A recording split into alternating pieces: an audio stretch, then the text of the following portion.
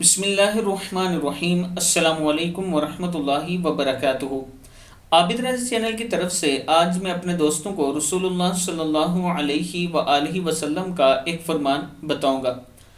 زبان انسان کو جہنم کی گہرائیوں تک لے جاتی ہے۔ حضرت ابو ہریرہ رضی اللہ تعالیٰ عنہ فرماتے ہیں کہ رسول اللہ صلی اللہ علیہ وآلہ وسلم نے ارشاد فرمایا کہ بندہ بعض اوقات ایسی بات کہہ دیتا ہے جس کی وجہ سے وہ دوزخ میں اس قدر اتر جاتا ہے جس قدر کے مشرق اور مغرب کے درمیان فاصلہ ہے۔ صحیح مسلم کی حدیث ہے۔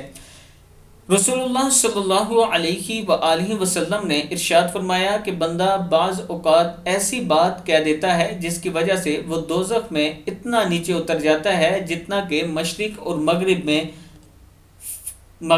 کے درمیان فاصلہ ہے۔